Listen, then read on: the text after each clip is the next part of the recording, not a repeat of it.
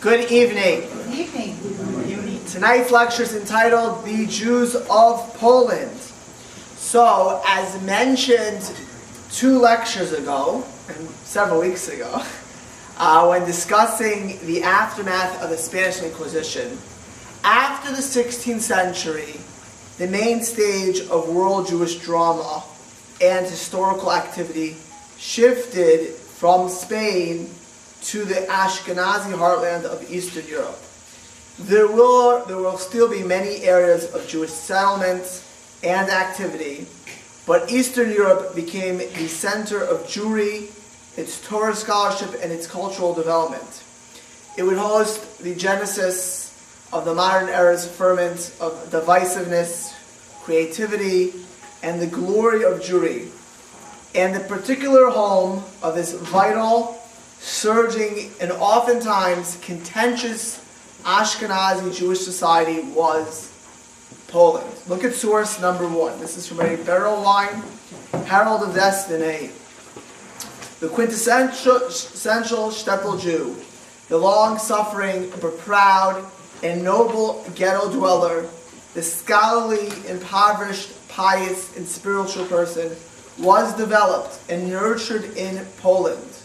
The genius of Polish Jewry, its quick mind and wry humor, its quasi-holy Yiddish language, it etched into the soul of Israel and reflected itself in the methods of Torah study and rhythm of everyday life. It was in Poland that the inner beauty of Ashkenazi Jewry was revealed, and there its true essence of renewal, curiosity, naivety, idealism became externalized. Nowhere else did the Jew in exile become as openly Jewish and rise so high above the surrounding non-Jewish milieu, ignoring its ways and belief, as he did in Poland. In Poland, the Jew developed the positive passiveness that gave him patience, serenity, and a gentle, non-violent view towards life and its problems. The Polish Jew eventually became the prototype for his brethren in Lithuania and Russia as well, even though there would naturally be nuances of dissimilarity between the Jews in the different countries of exile. The history of the Jews in Poland dates back over a millennium. For centuries, Poland was home to the largest and most significant Jewish community in the world, by numbers, by scholarship as well. In fact, about 3/4 of all Ashkenazic Jewry lived in Poland by the middle 16th century. Now, Poland, as we'll discuss, at that time was not just Poland. It was Poland, Lithuania, and at certain points, including parts of Ukraine and Belarus, White Russia, as well. From the founding of the Kingdom of Poland in 1025 through to the early years of the Polish-Lithuanian Commonwealth, which was created in 1569, Poland was one of the most tolerant countries in Europe, known as Paradisus Judaeum, Latin for Jewish paradise. It became a unique shelter for persecuted and expelled European Jewish communities, as we discussed in previous lectures, during the Crusades, during the Black Plague. Western Germany, France and Germany, Western Europe, France and Germany in particular, were extremely hostile to the Jews. Eventually, Spain, as we discussed a couple lectures ago, would utterly annihilate its Sephardic community. Consequently, Poland became home to the world's largest Jewish community. The very name Poland became a play on Hebrew words illustrating it became a haven for Jews and Judaism. The word Poland in Hebrew, there's 2 words they use. There's Polin and Polania. And the Jews would say Polania. What is Polania? Po, here, lan, dwells, ka, God. Po, lan, ka. Here dwells God. And the other thing they used to say about Poland is that Poland, Po, here a Jew could rest. The message was that Poland was meant to be a good place for Jews. And we will discuss the golden age of Polish Jewry, the glory of Polish Jewry today. But we discuss Spain. Things changed in the exile. And what at one point was a glorious home, not only in scholarship, but in wealth and success for the Jews, would eventually become very bitter. Very often, we think of Poland, we think of the Germans and the Holocaust, and they're aiding and abetting the Germans. Certainly the Ukrainians were violent anti-Semites. When we think of Żyd and being cursed on the street, there was a point in Polish Jewry and Polish history when things were very different. How did the Jews come to Poland? Well, in the Middle Ages, if you wanted to develop your country economically and socially, who did you need? You needed the Jews. Right? The Jews were given a remarkably warm welcome to Poland starting in the 11th century. Why were the Jews so necessary for economic growth? Okay, it's unbelievable. I mean, just look at the IMF. I don't want to get. I'll save it for a drasha one day. But they knocked out this French Jew. The next day they put up another Jew. John Lipsky, back to back. It's like you look at the Federal Reserve. The Jews are always prominent bankers, accountants, and administrators who knew how to keep an economy healthy. Same thing back then. The Jews were known as economic geniuses. If your country wanted to get built up, they invited the Jews. Moreover, the Jews could read and write. As discussed in a previous lecture, Judaism always espoused education. Every Jewish child needed to know how to read and write because Torah study was a prime commandment of the Torah. A Jew needed to know how to bench. A Jew needed how to read the Torah. Boys and girls were literate. So when you had Europe being less than 1% literate, only the clergy for most parts of Europe, the Jews had almost 100% literacy. It was a different world. Jews were literate, so you wanted people like that in your country. The first Jews arrived in the territory of modern Poland in the 10th century by traveling along the trade routes to Kiev and Bukharia. Jewish merchants known as Radhanites, which we've discussed previously, crossed the areas of Silesia, which is on the border of Germany and Poland. One of them, a diplomat and merchant from the Moorish town of Tortosa, known under his Arabic name as Abraham ben Jacob, was the first chronicler to mention the Polish state under the rule of Prince Menachem. So he was actually the first mention of this Polish state in the secular press was a Jewish chronicler. Already by the middle of the 11th century, there are proof of Jews living in Gniezno, which was then the capital of Poland, and the first permanent Jewish community was in 1085, and that's marked by a Yehuda Cohen marking the city of Przemysl. However, large-scale emigration happened in the beginning of the 12th century, and that was as a result of the First Crusade, which happened 1096 to 1098. So under Boleslaw III, the Jews were encouraged by the tolerant regime of this ruler and settled throughout Poland, including over the border into the Lithuanian territory and as far as Kiev. Boleslaw III, for his part, recognized the utility of the Jews and the development of the commercial interests of his country. Under Menachem the Old, which he ruled from 1173 to 1202, in his endeavor to establish law and order in his domains, he prohibited all acts of violence against the Jews, particularly attacks upon them by unruly students. Boys guilty of such attacks by their parents were made to pay fines as heavy as those imposed for sacrilegious acts, which was extremely uncommon. Right? You have to remember, most of the legislation that was occurring in the Catholic countries were anti-Semitic in nature. It was not protective of Jews. And in the 13th century, the Jews became the backbone of the Polish economy. There were coins unearthed in 1872 in the Polish village of Glembo. These coins were from the mid-12th to early 13th century, and they were written in Hebrew, okay, illustrating that the Jews were very comfortable in Poland. And there were all kinds of Meshech the Blessed, or Meshech the Just, referring to the Polish leader. There were things of rejoice, Abraham, Yitzchak v'Yaakov, Avraham, Yitzchak v'Yaakov, rejoice. It's good times. Poland was good. There were Jewish names. Apparently there were minters like Abraham Dukes and Abraham Petch. Jews enjoyed undisturbed peace and prosperity, and they were instrumental in promoting the commercial interests of land. Concomitantly, concurrently with the Jewish economic success, the Catholic Church would start to rail against the Jews. In the 13th century, in the late 13th century, the Church tried to spread their teachings and to solidify their hold on Poland.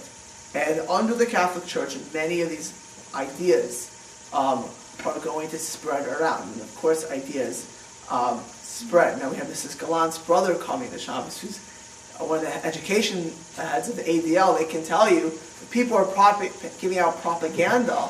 Well, right now it may be a joke, but if you propagandize enough, when you look at the Arab world of the past 50 years, how radical it's become. You read the history of Nazi Germany. Right? The average citizen in 1922 was not violently anti-Semitic, but the average citizen in 1942, after years of Goebbels and Streicher, was very anti-Semitic in Germany. So the church over the years is going to affect the mindset of Poland. The other thing that happened was that Boleslaw V, who ruled from 1228 to 1279, encouraged the influx of German colonists. Okay, he granted them rights, and they established towns in Poland. Well, German citizens had a long history of animus towards Jews. So you brought in a whole population with preconceived anti-Semitic beliefs coming into Poland. Nevertheless, still in the 13th century, the majority of rulers were quote-unquote pro-Jewish, philo-Semitic. In fact, one of them was Boleslaw Pobozny, called the Pilot of Kalisz, who was the Prince of Great Poland.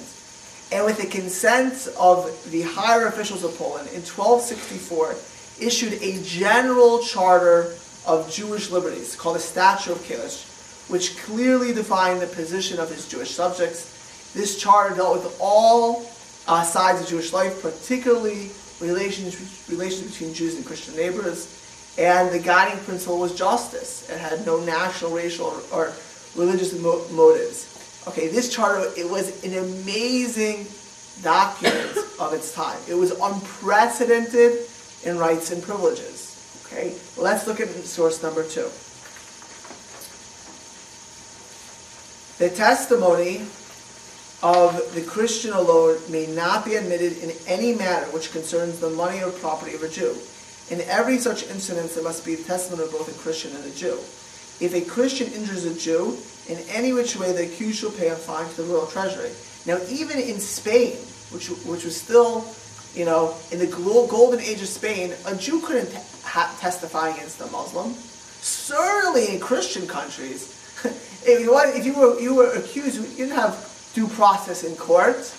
Number 2, if a Christian desecrates or defiles a Jewish cemetery, in any which way it is our wish that he be punished severely, as demanded by law. If a Christian should attack a Jew, the Christian shall be punished as required by the law of this land. We absolutely forbid anyone to accuse of Jews in our domain of using the blood of human beings. Remember the blood libel? Absolutely forbidden in Poland.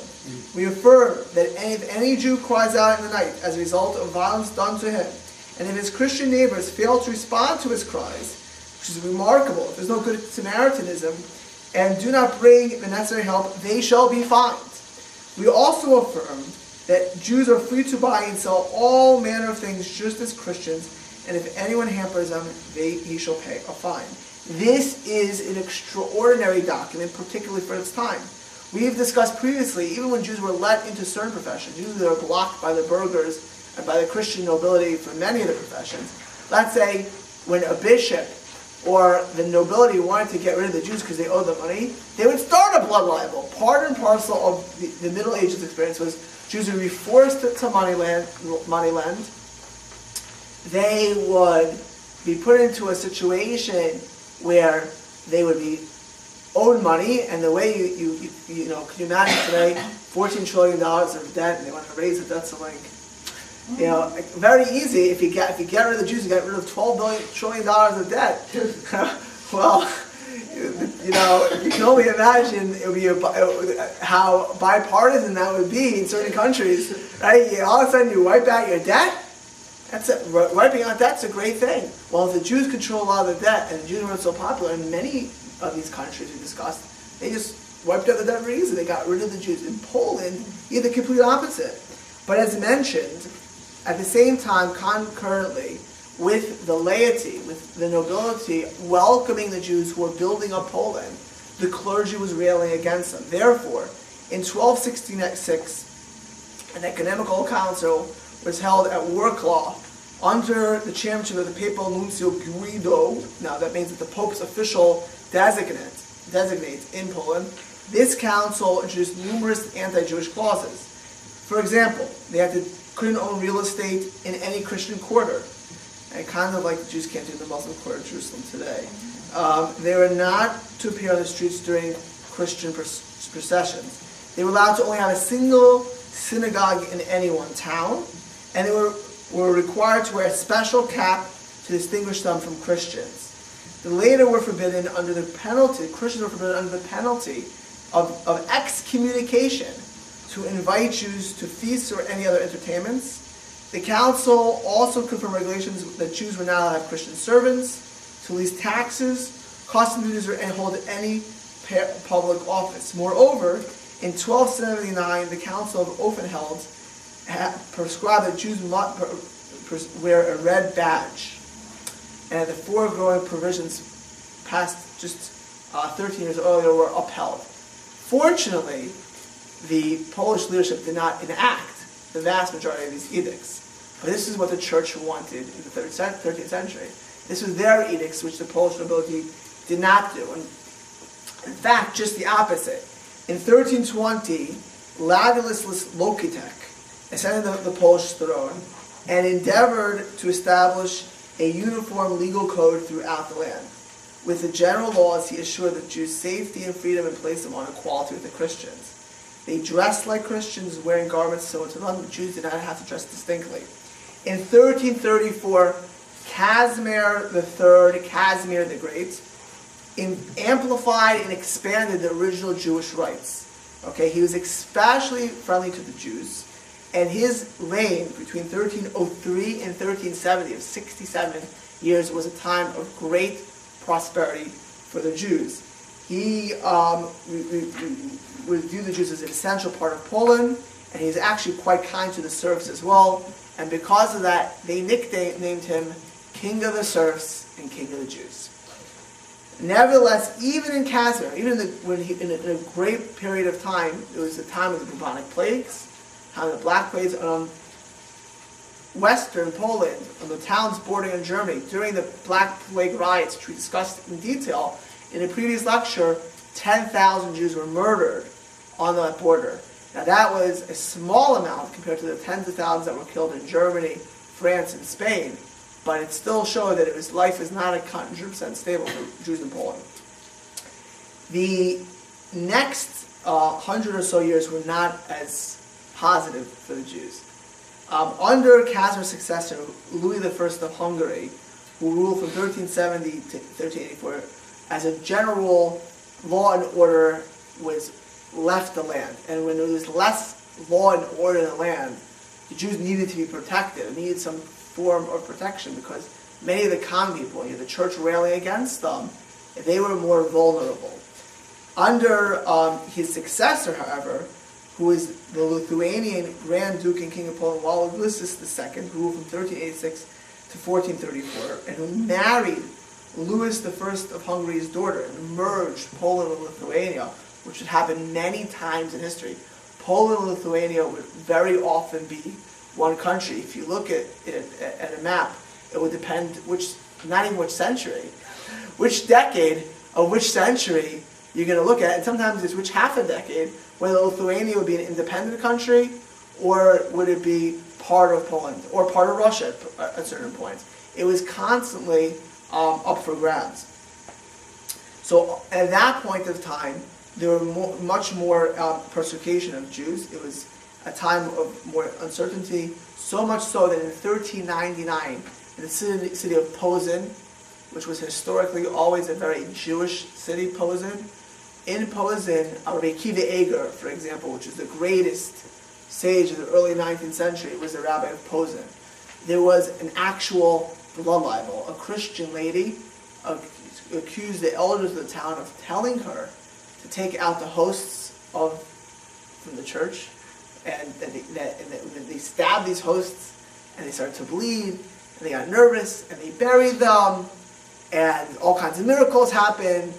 The bishop bought into this blood libel, which we discussed, against the host, and ultimately tortured and murdered the 13 Jewish leaders of Posen.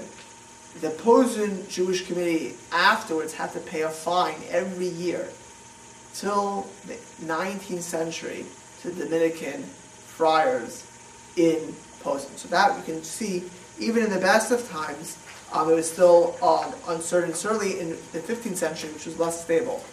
In Krakow, in 1407, there was a priest called Budik who came against the Jews, and also there was a riot and Jews were killed. The influential Polish Archbishop Nicholas Trunba, who is in the Council of Kalisz in 1420, also pushed for anti-Jewish legislation, so much so that in 1423 the king issued a edict forbidding the Jews to lend money and revoking many of the old charters of the Jews. Okay, now when you read, and I was just reviewing Polish history, and you look at the Muslim world today, it just shows you the threat, because what's the next thing they do? They start questioning, was the old charter ever even real? You thought, all of the Holocaust denial, we think it's crazy, but you repeat lies enough, people start believing in it.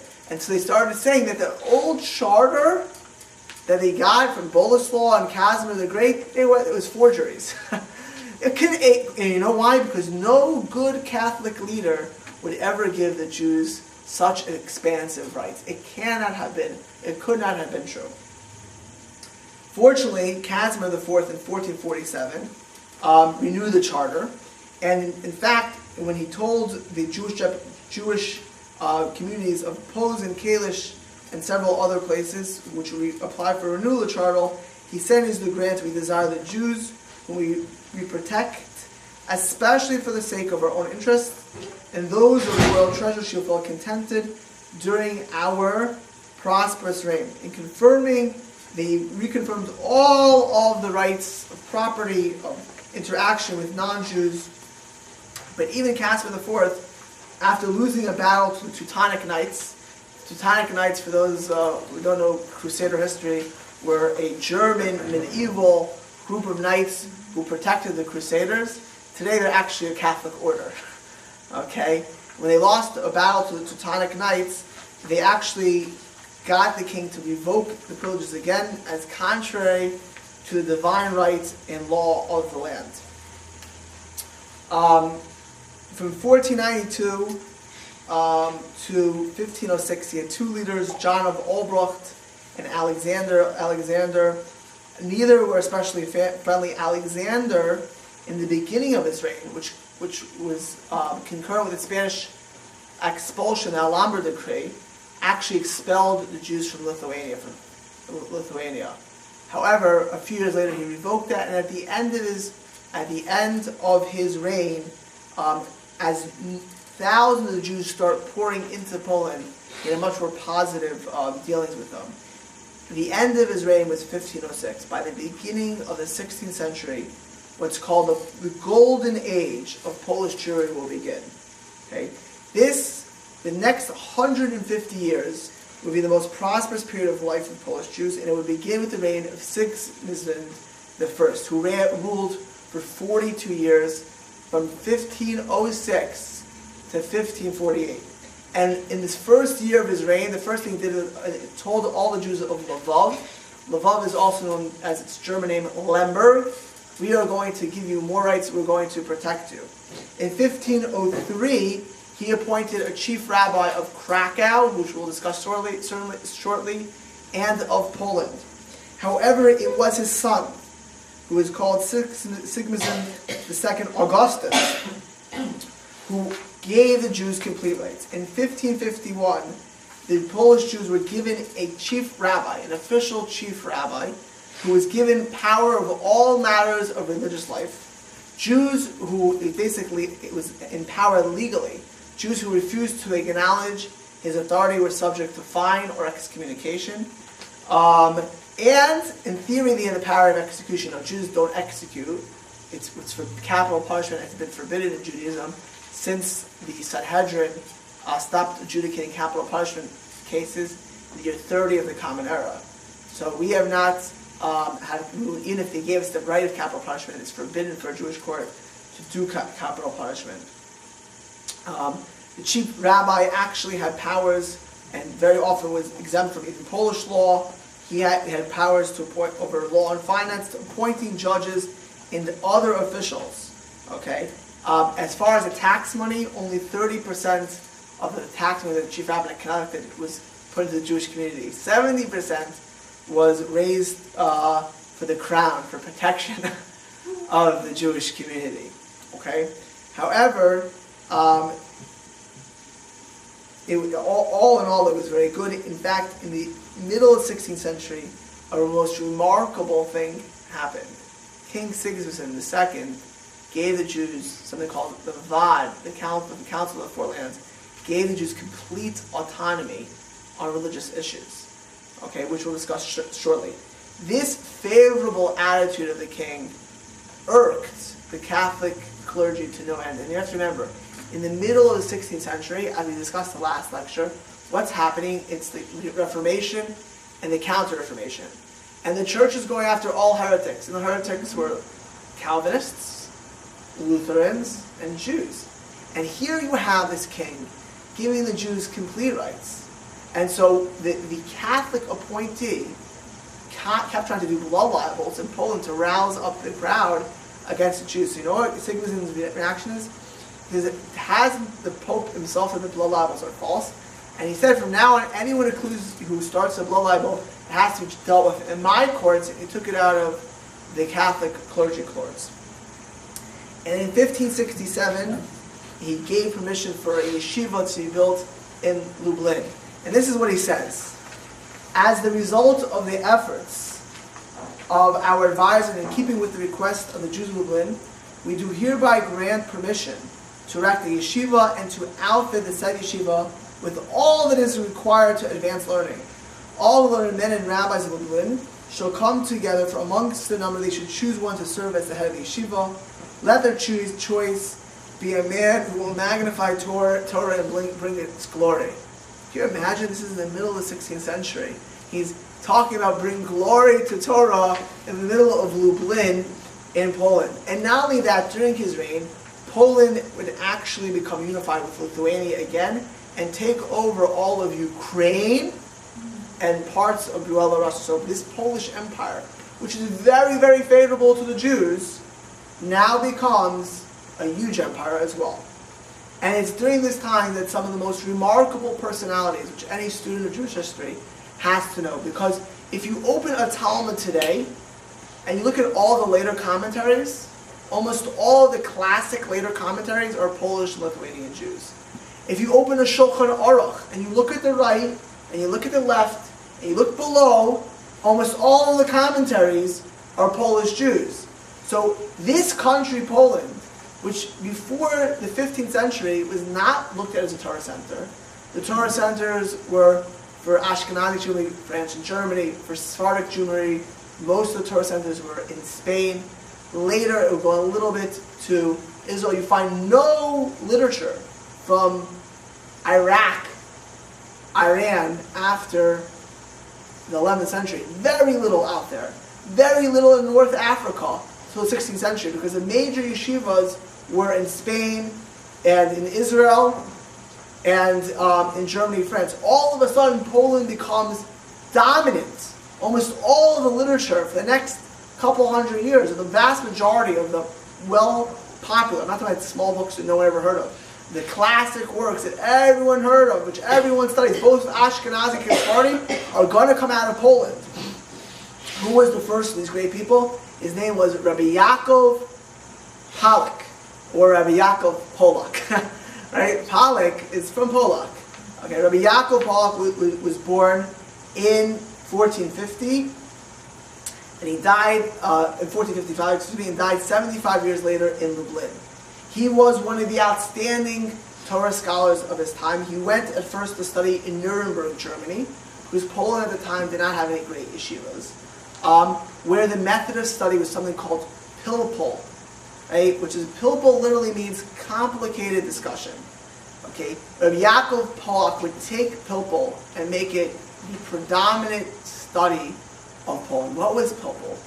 Pilpul was, I'm going to give you an example of it. You open a Gemara, you see Rashi and Tosfos, and you ask a question on Rashi. Now the questions is not necessarily a good question, but you want to bring out a point. And then you ask a question, and you start hair splitting. That's how pilpul will go, and many of the questions will be false. But when it's kind of fleshing out the argument. You can start conjecturing, can this argument to this way or this way? And pilpul electrified Polish Jewry. It became, when you talk about Talmudic hair splitting was not the time of the early, Rambam wasn't hair splitting.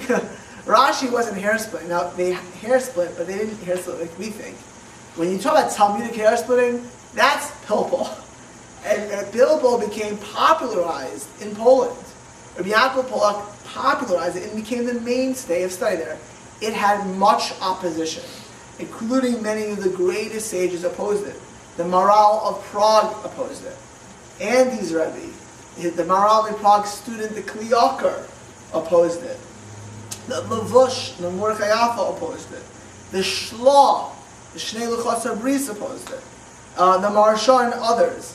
And the Maral's brother was especially opposed and said that it leads to bringing out all kinds of waste of time. What are you asking questions which are not germane to the halacha?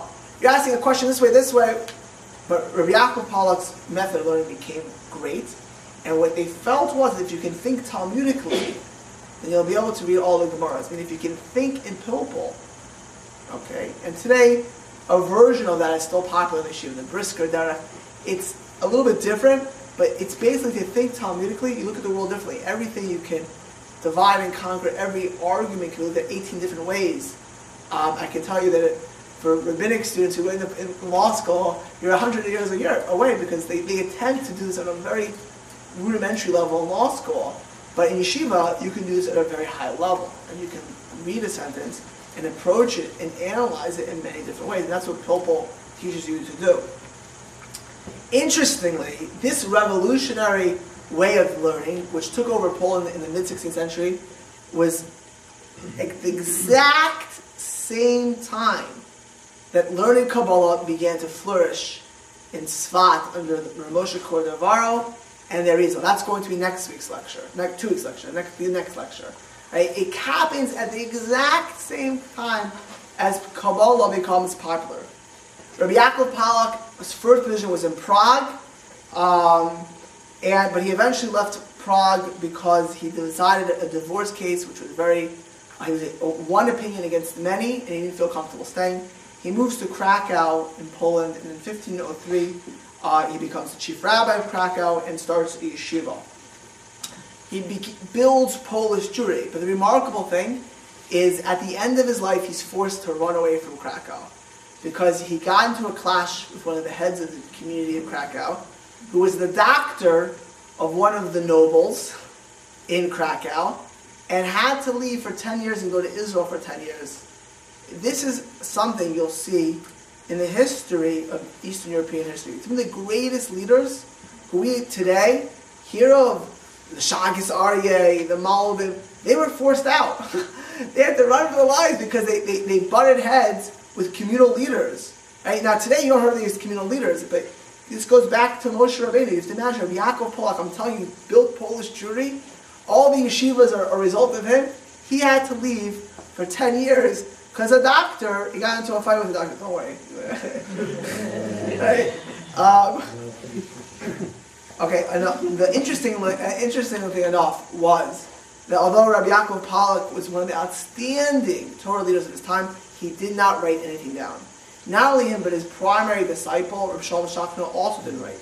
And he felt, had he wrote Chedushim, had he wrote Navla, that or responsa, people would mimic him. He wanted independent thinking, which is another hallmark of Polish Jewry.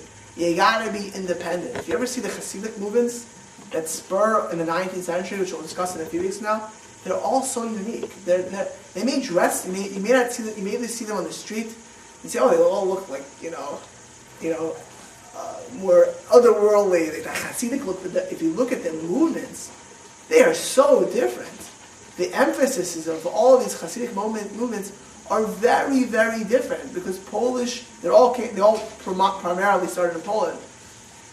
Because Polish Jewry emphasized, pick your own path. You don't have to be a monkey see, monkey do person. Okay, there was a focus on that.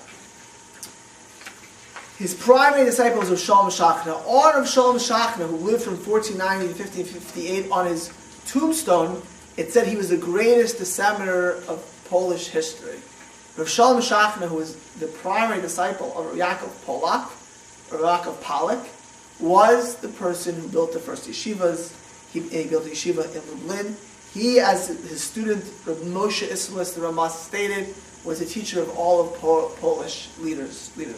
Okay, he also didn't write anything down because he felt that it would be limiting for his students and due to his great modesty. But his students would be voracious writers, and they would start all of the literature that we'll see to our day. He was a student. He was a teacher of Ramah, and many others. There's actually a story that's brought down in the Sefer Zechusa de Avram that Rabbi Leibel Eger, Rabbi Akiva Eger's grandson. Now, Rabbi Akiva Eger, again, was the greatest early 19th century rabbi in Posen. His grandson became the rabbi Rabbi Akiva Eger he was extremely bothered. His grandson became a chassid. His grandson became Hasidic. He was certainly not Hasidic of Akiva Eger. He's what you call a more Lithuanian. He's a Lithuanian, not Lithuania. His grandson became Hasidic and became the Rav of Lublin. In Lublin, in the middle of the 19th century, there was a huge fire. Now, if you're in a fire in those days, the way the houses were constructed, it could literally burn the whole city down. And they couldn't stop the fire. So he sent a minion of people to the grave of Shalom Shachna. And as they started davening at the grave, all of a sudden, in a miraculous fashion, the fire started to calm down. And they were able to put out the fire.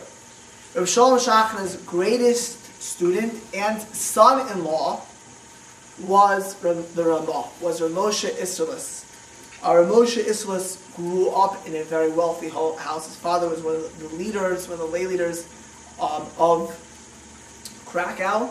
He sent his son to learn by Shalom Shachna with his relative known as Shlomo Luria, the Marshal. Shlomo Luria's cousin was a different Luria, Yitzhak Luria, the Arizal, who we'll discuss the next lecture. Rabbi Isserles not only became the greatest Ashkenazi sage, he was a wealthy guy. He supported a whole yeshiva in Krakow. And even at a young age, he was viewed as a leader of the Jewish people. His relative in Italy was Meir Katzenellenbogen. If anyone heard of the name Katzenellenbogen, some of the biggest Jews in Israel called Katzenellenbogen. That's a rabbinic family for 400 years in Poland, Lithuania. So Meir Katzenellenbogen did not live in Poland. He had moved to Italy. And he was involved in the first copyright argument of modern history. Because right after the printing press came up, there were if you put all of the effort to print a book, so what happened was, he printed a Rambam, and then a Christian printer tried to undersell him and knock his out. And it became a big copyright discussion. So the Ramah, at a very young age, took his relative's side and wrote 10 responsa. And basically say that the Rameir Katzenelmog, it had copyright laws. It's remarkable. I think, learning the history of copyright law, there's almost no copyright law in Western secular culture until maybe 150 years ago. But Jews who were very book-oriented and took books very seriously, by the middle of the 16th century, started having responsa who has copyright law. And you see early copyright law, and the Ramah was the one doing it. The Ramah is most famous for his glasses on the Shulchan Aruch. Rabbi Yosef Cairo, who wrote the Shulchan Aruch in the middle of the 16th century, and we'll discuss him the next lecture to talk about Sfat, put out the Shulchan Aruch. The Shulchan Aruch modified and updated the Torah. It became the code of Jewish law. However, Rabbi Yosef Cairo wrote the Shulchan Aruch according to Sephardic custom. Now, by the middle of the 16th century, the world was evenly divided. 50% of the Jewish world was Sephardic, 50% was Ashkenazic.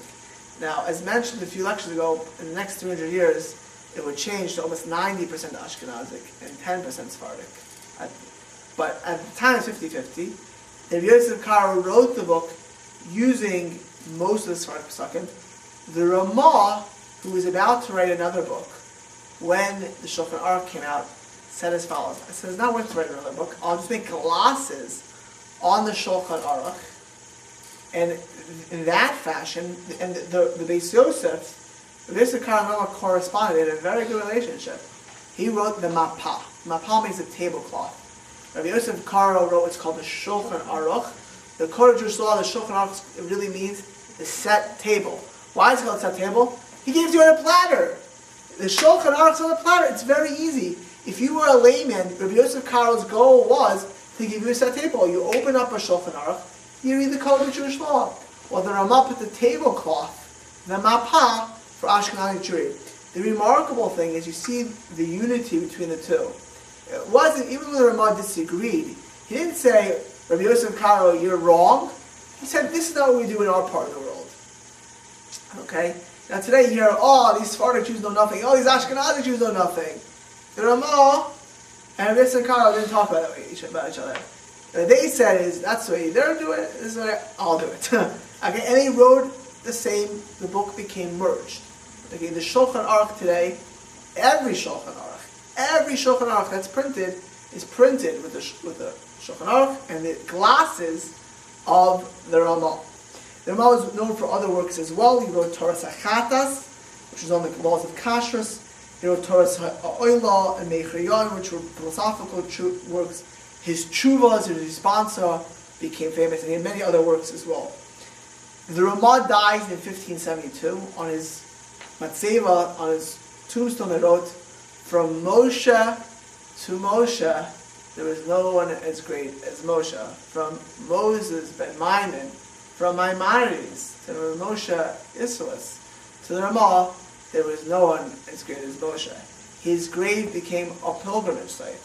Every year, on Lag BaOmer, it's coming this week, every year on Lag BaOmer, Polish Jews by the thousands would go to his grave. I was fortunate, I went 15 years ago with Yeshiva to Poland. And you can still go to his grave, and his original synagogue is one of the only synagogues that were left standing after Nazis in Krakow. In fact, Rabbi Flax, for those who remember Rabbi Flax, he was the rabbi of the Ramah synagogue. Although today in the synagogues, unfortunately, very few people would daven there. But he davened every day.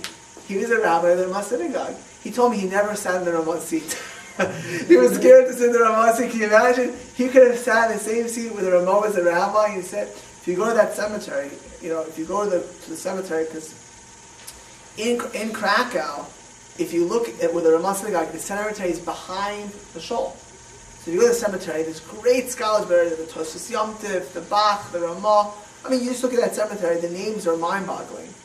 But it's all there. That's one of the things that the Nazis left standing. Another great sage, which people should know about, certainly a Talmudic scholar must know, is the Marsha. Okay, is Reb Shmuel Eliezer Adels, who lived between 1555 and 1631. He was in a generation of great scholars in Poland. Right? Great scholars. The Bach, who is the foremost later scholar on the tour, Raviol Circus, was out of the generation. The Menachem Lublin, who, if you learn Tosfos, is one of the two primary, the others the Marsha, commentators on Tosfos. There are two great commentaries. It's Marsha, we're talking about now, and Menachem Lublin. Rav Mordechai Yaffa, who was Levush, but Rav Marsha stood out. Rav Marsha is called Rav Shmuel Adels. His last name was not Adels. His last name was unknown because he was raised by a family who he married into the daughter. And his Adel was the name of his mother-in-law. His mother-in-law was called Adel, and they gave him that name. Why did he take the name Adel? Because not only was she the mother who raised him, and she became his mother-in-law. And there's a very long story how this happened. It's a remarkable story, way beyond our time frame. But she supported the Marsha's yeshiva for 24 years. Consequently, he became known after his mother-in-law's name. Okay, his father-in-law was a great scholar of Moshe Ashkenazi who wrote Zichron Moshe. The Marsha became famous for his Chedushay Marsha. Chedushim, every Talmudic student will say Chedushim. Chedushim means novel thoughts, right? A novel interpretation. Now, it's no big deal to be novel if you don't make sense. Anyone can make anything. Anyone can make up gibberish, okay? But to be novel and make sense in the world of Talmud is the greatest hallmark, right? The Soloveitchik family is famous not because they knew a lot. There are a lot of people who know a lot. The Soloveitchiks were famous because they had novel thoughts in the Talmud. They were able to back them up by proof. Okay, the Marsha had chidushim both on the Talmud and in particularly on Tosfos, which every higher level student who studies Tosfos learns the Marsha on Tosfos and on the Agadata. The Marsha went into the Agadata, which are the ethical stories of the Talmud, and explained them. After the Maral Miprad, the second most famous source on the Agadic portions, on the ethical, moral stories of the Talmud, is the Marsha. Okay. He was also known for his chesed, for his acts of kind deeds. His house, actually, on the door of his house, he had the verse from Eov, from Job, that it said about Eov, his house was always open for the needy, and it said, so no stranger shall stay overnight outside. My door is open for every guest. Okay, and here you see a hallmark of great leaders. It wasn't just that they were intellectually brilliant, it's that they were Baal Chesed. When you talk about Reb Chaim Soloveitchik, I just mentioned Reb Chaim Soloveitchik. Reb Chaim Soloveitchik, who is the greatest Lithuanian sage in the early 20th century, it was known that if anyone wanted to give away a child, he left it on his door. People would sleep, every beggar in Brisk, which is a town of thousands of Jews, would sleep in his house. His house people would come in and out. With the Torah greatness came an appreciation for Chesed. There was also a Mordechai Yaffa called the Levush. If you look at the codes of law, whoever you want to look at, one of the most quoted Svarim Jewish law is the Levush. Levush lived from 1330 to 1612. He was a student of the Ramah and of the Ramah's good friend, relative through marriage, and adversary in Jewish law, Reb Shlomo Luria, the Marshal. He was a student of both. At first, he took over the Maral Miprag's position in, actually before Prague, he was a Yeshiva in Prague, then he became the rabbi of Grodno in northern Poland, Grodno, Poland, and then he came back to Prague as the rabbi. He ultimately became the head of the Council of the Four Lands. He was not only a religious head, he was the political head of Polish Jewry. In fact, 2 days before his death, his last written words were to the head of the Council of the Four Lands, where he wrote, "I am sick in bed, may you be spared. Facing the judgment of the King of Kings, I sign with a weak hand, Mordechai called Yaffa."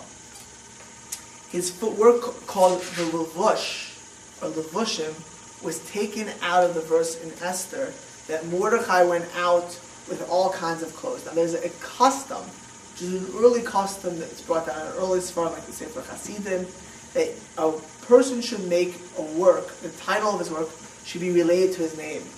Well, Mordechai was his name, so he took the name Levush from all of the clothes of Mordechai. If you look at the book of Esther, it says Mordechai wore all kinds of clothes of glory, so he called his book Levush. Why did he write this book?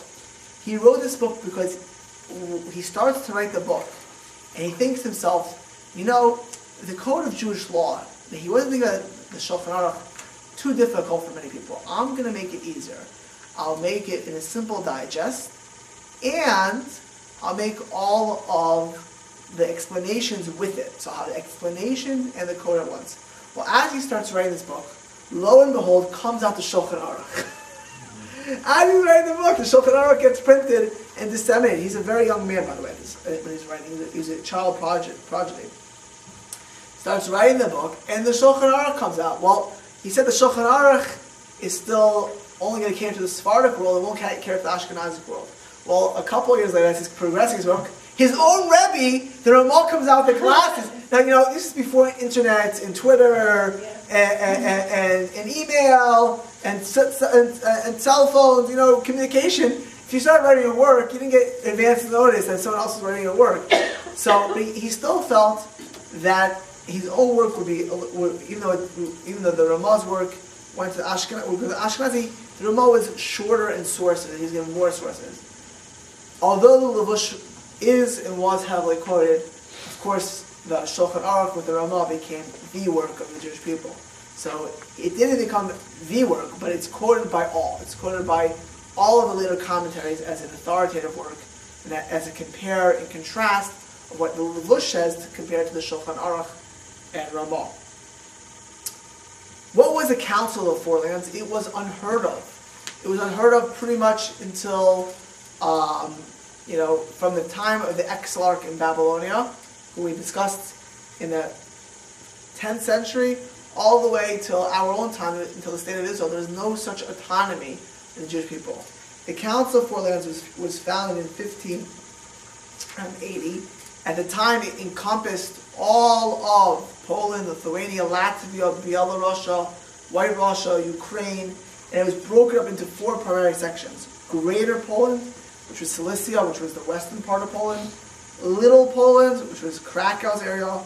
Polish Russia, which included Podolia and Galicia, and the Volhynia area, which is where Kremenetz and Ostrog and other cities were.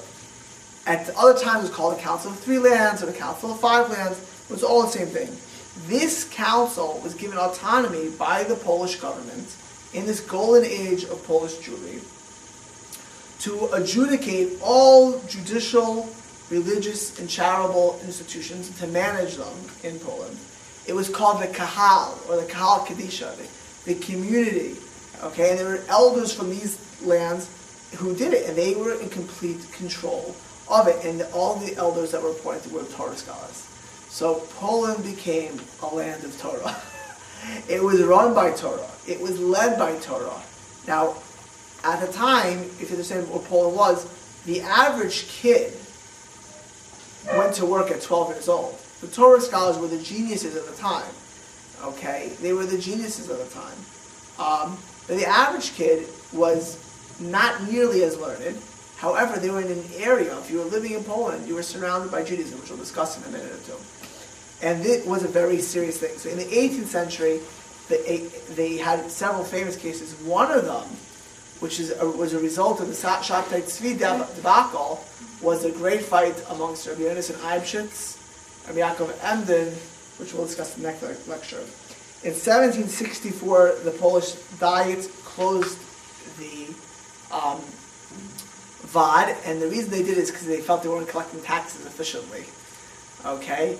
Ultimately, Poland would be partitioned shortly after, and would not exist as a country for a long period of time. They would be split between Hungary and Russia and Germany and Prussia.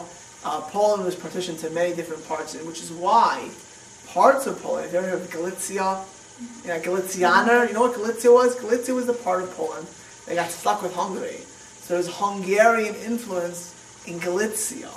So I remember, the funny thing is when I went out with my wife, so my wife, her grandfather was a prominent Lithuanian-born rabbi in Brooklyn for 60 years. So on her father's side, she was very Lithuanian and Polish. But on her mother's side, they were very Hungarian. Very Hungarian. And my 4 grandparents were all Polish. So, like my first or second date, she was talking about her background. So I said, my grandmother always used to say it like this. This is what he said. In Poland was the best. Then you were Galicia. And then the worst was Hungary.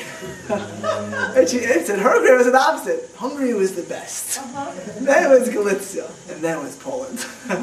Right? So the where you're looking from. But Galicia was in the middle it's what today is Poland, but it had a heavily Hungarian influence. Interesting, my Bobby always said Lithuania were the smartest. Lithuania would become the land of the brilliant, because that's where the best yeshivas will ultimately end up in the 18th and 19th century. In this golden age of Polish Jewry, not only did they have lots of immigration from the dangerous parts of Germany and France which were not friendly to Jews, they also had a lot of immigration of Sephardic Jews from Spain who ran out of Spain, of Italian Jews who were a mix of Sephardic Ashkenazi, moved to Poland. And Poland also had natural growth. And by 1650, there were 500,000 Jews in Poland, which meant that 30% of world Jewry was living in Poland by 1650. That wasn't even when it had its greatest population. By 1650, Poland had almost 1/3 of the entire Jewry of the world. It was by far the greatest Jewish population in the world by 1650. How did these Jews settle in Poland? Well, the Jews were, even though they were living in Poland, they gravitated to the towns and to the larger cities. Warsaw, when the Holocaust started, was over 1/3 Jewish. Krakow, 1/3 Jewish. Lublin, these cities were heavily Jewish. And they also lived in towns. But they didn't live with the Poles in towns, they lived in shtetls. A shtetl was a Jewish town, where the population was overwhelmingly Jewish. Okay, there are shtetls in America, by the way. You can go to Lakewood, you can go to parts in Monroe County in New York, you can see a shtetl. Okay, it may be a little bit different because they speak English. But a shtetl was completely or vastly majority Jewish. Okay, now we think of a shtetl like a fiddler in the roof, this poor village, But in the golden age of Polish Jewry, they were actually quite wealthy. The Jews were merchants. They were thousands of these shtetls, and they spoke Yiddish. Yiddish was the language of the land. Yiddish, as I mentioned a few lectures ago, when we talked about the Crusades, was when the German Jews left Germany, they took their German language, their Hebraicized German language, and Yiddish also, because it was in Poland, got a little Slavic flavor to it as well. And it became the language of the Jews. And they built a thoroughly Jewish environment. As I start with that quote from Rabbi Levine, nowhere else did the Jew in exile become as openly Jewish and rise so high above the surrounding non-Jewish milieu, right? You think of Polish Jews, you think of Hasidim. You think of Jews who spoke Yiddish. Jews who were unabashedly Jewish. I remember my grandparents who were Polish Jews. Actually, my great uncle told me that the most derogatory statement, the greatest insult in Poland was to be called a guy. Goyish! If something was goyish in Poland, it was off limits. I remember my great uncle told me that if something that the guy did, you just didn't do. Rav Shach, who was the leader of Israeli Jewry in the 20th century, said when a Jew would be called a Žid later on, a Žid, which means Jew swine by a Russian or a Polish Jew swine, they took it as an act of pride. They were unabashedly Jewish. Now, the Enlightenment and all of that uncomfortability that went along with being blocked from social advancement, which Jews ultimately would be in later periods of Polish and Russian history, And if you're a proud Jew, then you can't be a proud university professor. And the consequences of being blocked from many fields like medicine and law and advanced study, and social mobility, that will be a different world. That's for a later period of time, which we'll discuss. And that will change the dynamic of not only Poland, Russia, Lithuania, all of these countries. And we see that to our day, what happened because of that.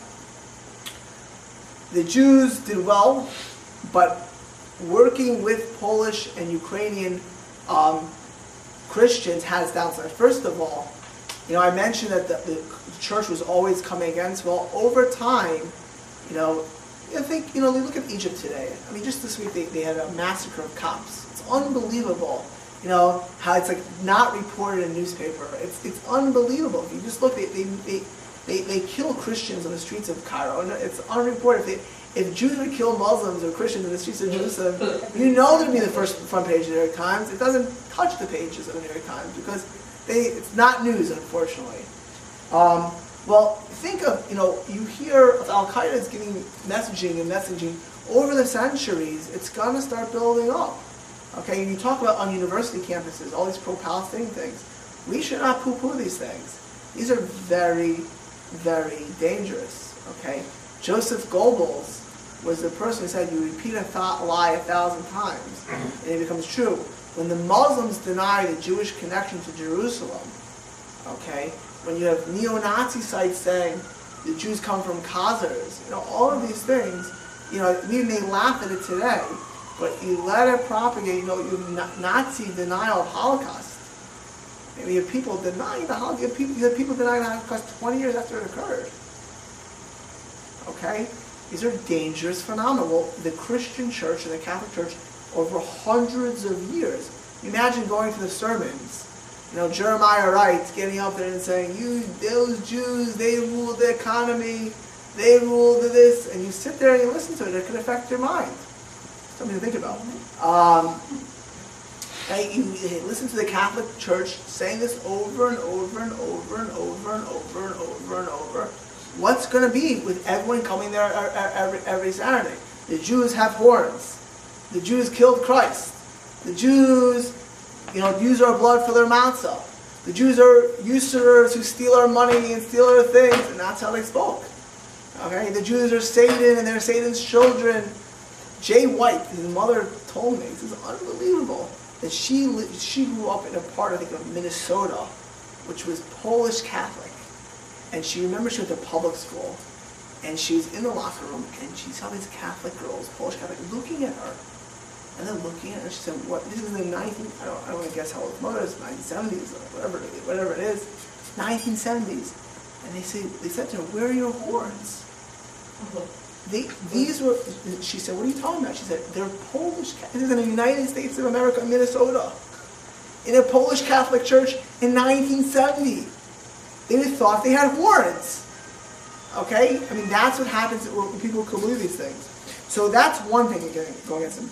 The other thing is that the Jews were the middle class between the nobility and the local folk and the serfs. The vast majority of Poland were serfs. The Jews were that middle ground between the two.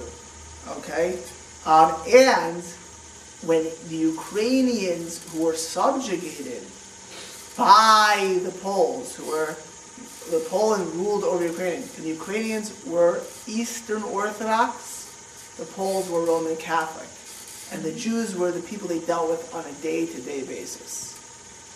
And then when the Ukrainian nationalist movement starts to creep up in the 17th century, in their desire to avenge their Polish overlords, they took it out on the Jews.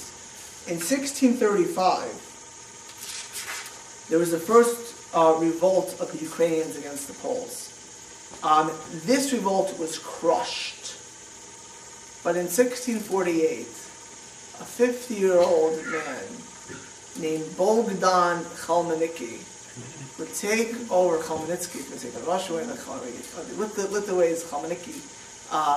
Bogdan Khmelnytsky would take over this group of Cossacks. And he would revolt against the Poles. But in his revolt against the Poles, and he killed Roman Catholic priests and nuns, he specifically hunted down the Jews. He went for genocide against the Jews. This would be the Tat pogroms. And if a Jew never heard of the Tat pogroms, it means it was part of a Jew's blood. The Tat pogroms was genocide of the Jewish people. Tat means the years 48, 49, 1648, 1649. Tat was genocide against the Jews. They hunted, it was like the Nazis. It wasn't like if the Jews were in their way, they killed them. They hunted down Jews with swords and butchered them and killed them in any way possible. In Poland alone, this is before guns, they killed over 100,000 Jews, and many historians, Martin Gilbert from Oxford, contend they killed up to 500,000 Jews between 1648 to 1656. That was a tremendous percent of the population. Right? Up there, 40-50% of the general population of that area was murdered in a matter of years in cold blood. They weren't gassed, they weren't shot dead. That means they could take swords and slice them and kill them. Let me give you an example. In the city of Nemirov, it was a guarded city, and it was able to withstand Khmelnytsky's original attack. Okay, so they went back. This is actually one of the tragic stories. The Shach wrote an ode to this. They dressed up as Polish soldiers because they had been, and the city, it was a couple days later, thought the Poles were coming. They had advanced, and when they got into the city, they took off their Polish garb and literally slaughtered the whole city. Women, children, 10,000 people were killed in that city. The whole city was slaughtered. They took the Sifrei Torah, and the Cossacks made boots from the Sifrei Torah. Look at source number 3. This is Yevon Mitzvah, which was a memory book of the pogroms. Some of them, Jews had their skins flayed off them, and their flesh was flung to the dogs. The hands and feet of others were cut off, and their bodies were flung onto the roadway, where carts ran over them, and they were trodden underfoot by horse. And many were buried alive. Children were slaughtered at their mothers' bosoms, and many children were torn apart like fish. They ripped up the bellies of pregnant women, took out the unborn children, and flung them in their faces. They tore open the bellies of some of them and placed a living cat within the belly and left them alive thus, first cutting off their hands so they should not be able to take the living cat out of the belly. And there was never a natural death in their world. They did not inflict upon them. Source number 4. This is Shapsi Cohen, who was the head of Lithuanian Jewry. This is in his Megillus Otho, which is an account of Khmelnytsky's massacres. He was a contemporary. He was alive and well when this happened. On the same day, 1,500 people were killed in the city of Human in Russia on the Sabbath. The nobles, Cossacks with them, who the wicked mob had again made an alliance, chased all the Jews from the city into the fields and vineyards, where the villains surround them in circle, stripped them to their skin, sounds like the Nazis, and ordered them to lie on the ground. The villains spoke to the Jews with friendly and consoling words. Why do you want to be killed, strangled and slaughtered like an offering to your God, who poured out his anger upon you without mercy? Would it not be safer for you to worship our gods, our images and crosses, and we would form one people which we would unite together? But the holy and faithful people who so often allow themselves to be murdered for the sake of the Lord, raised their voices together in the Almighty in heaven and cried, Shema Yisrael, hear Israel, Shema Yisrael Shalom Echad. We've been murdered for thy sake so often already, O Lord our God. Let's remain faithful to thee. After they said the confession, they said Vidoy, and we are guilty and thus recognize divine judgment. Now the villains turned upon them, and there was not one of them who did not fall victim. When you talked about Tat B'Tat in Eastern Europe, any Jew has a collective memory. It brought shudders to Jews. If you look at the literature of any Jewish book, the next several hundred years till the Holocaust, Tat B'Tat was the most traumatic experience for Jews. It was genocide. And it was genocide in a brutal fashion. what's unbelievable is that Chmelnytsky, however you want to say his name, whatever pronunciation you want to use, is a Ukrainian George Washington. He is he was the person who freed Ukraine from Poland. And despite his vicious anti-Semitism, he was a national hero. If you go to Kiev today, you can see a big statue of Bogdan Khmelnytsky. This is how, in 1648, the golden age of Poland came to an end. And yes, Jews would still have a certain degree till 1698 of prosperity in Poland, but no longer would they feel that Poland was always secure. Okay? Now, a rapid growth in the Jewish population was recorded in the 18th century. By 1766, they had recovered their numbers and, in fact, increased. So 110 years later, they were at 750,000 Jews. The Polish Jewish historian Dr. Raphael Mahler broke up that 29% of Jews lived in ethnically Polish areas, 44% in Lithuania and Belarus, and 27% in Ukraine. 2/3 of all Jews at that point lived in towns and remained in the countryside. At the time of Khmelnytsky, though, and this is interesting, he had two of the greatest scholars. The two major commentaries on Shulchan Aruch were alive during this Tachtatat. That was David Halevi. David Halevi is known for his classic work, the Taz, the Turei Zav, the Rose of Gold. He was born in Vladimir. His father was a wealthy Torah scholar, and he grew up in an atmosphere of Torah, of wealth. That would be much different in his old age when he lived in poverty and after suffering great hardships. His older brother was his role model. His name was Rabbi Yitzhak Halevi. Rabbi Yitzhak, who wrote two great books called Siach Yitzchak and Bris Halevi, they had a very close relationship. They quote each other consistently. There's all kinds of letters from one to another going back and forth. And he encouraged his brother. This is a case of one brother, the younger brother, the Taz, ultimately would become greater, but it was under the tutelage of his older brother and under his encouragement that he became the great person he did. His older brother brought out the best in him, and that's how he became this great sage. He married one of the greatest scholars of the time's daughter, the Bach, the Yoel Circus. The Bach is the foremost commentator on the Torah. He married his daughter, and like the old custom was you stay the first few years in your father-in-law's house. Okay, this was actually not uncommon in many countries and in many areas till recent memory. Okay, and I think now with the depression, maybe with the recession, maybe it'll become more common again. But he lived in his first father-in-law's house. Eventually, he left and he became the rabbi of several cities. He's most famous for his commentary on the Shulchan Aruch called the Turei Zav. The same year as his first commentary came out, a young scholar, the Taz was considered the older sage of Poland. A young scholar, Shabsi Cohen, who we'll discuss next, wrote a book called the Shach, in which these two argue all over the place on what the Shulchan Aruch and practical applications. Now, you think if you're arguing, they wouldn't get along. This older scholar and young scholar became very close. They published a Shulchan Aruch together. And the Shulchan Aruch, to our very day, every copy of Shulchan Aruch is called the Shulchan Aruch with a Shach on one side and the Taz on the other.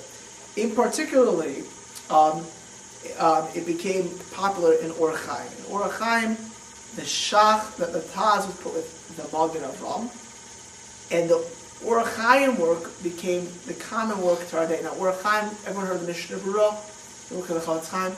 That's a commentary on Or Chaim. Or Chaim is the laws of daily living. Or Chaim includes blessings, brachos, Sabbath, prayer, holidays, all of that. The Taz became with the Magen Avram, the foremost commentator on the Shulchan Aruch. He's quoted consistently. The Taz was alive and well at the time of the Cossacks. His own community was destroyed. Ostrog, which was a huge Jewish community, was wiped out. He himself was lucky he escaped. He eventually became a rabbi in Lvov, in Lemberg. He saw his 2 children murdered also by Polish Cossacks as well a few years later. He is famous to our day because of his works. His works outlived him. His own brother said about him, David Halevi's name spread over all countries, and God helped his work to worldwide recognition and acceptance. His heart was pure and candid as the heavens. His words were divine in their clarity and lucidity, despite their modest and pious presentation. The last person, and I also should mention that the Taz was one of the greatest sages to come against Shabtai Tzvi. Okay? In the next lecture, we will mention Shabtai Tzvi. One of the first people to come full force against Shabtai Tzvi was a Taz. Because right after this Kazakh took the Taz, and very much because of it, Shabtai Tzvi would come to the world. But before we end, I just want to mention one other great sage who was a contemporary. His name was Shabtai Tzvi, the Shach. The Shach was a genius of geniuses. His father was the Rav, the Av Beis Din of Vilna, and he was a child prodigy. His father, at a young age, before his bar mitzvah, took him to learn by the Magine Shlomo, who was the Rav of Krakow, who was a great-grandfather of Pnei Yeshua. And the Shach, by age 24, had written his first work, the Shach. A genius of geniuses. He married a Rabbi Binyamin Wolf Tauber, who was a son-in-law of the Marshal and the grandson of the Ramah, and who was also an extraordinarily wealthy person. You can see consistently that the rabbinic class, that the scholarly class, intermarried constantly. If you look at the Hasidic world today, the rabbinic class, the rabbis marry rabbis, the lineage, yichus, would be very important in Poland. In fact, in general, shidduchim, looking into background, becomes a very big Polish. Are the parents healthy? Are they normal? Are they whatever? That's how, you think of the shidduch class. Well, especially if you want to see how Poland went already, they were very into marrying for genius. Geniuses married geniuses, and they created even greater geniuses in the process. Reb Shabtai Tzvi, when he wrote his book on the Taz, you have to imagine he was much younger than the Taz, 50 years younger, and he writes a book, and not only did he write a book, he then wrote glasses on the Taz after he saw the Taz wrote. And he called his glasses the Kudas HaKesef. In his modesty, the Taz is called rows of gold. He put points of silver and he on the Taz to show, in his modesty, the Taz was a Taz. But you know what? Even though the Shach was younger, the Taz was the older sage, he argued when he felt something was true, he did not back down. And that's the thing about Torah. Torah is a search for truth.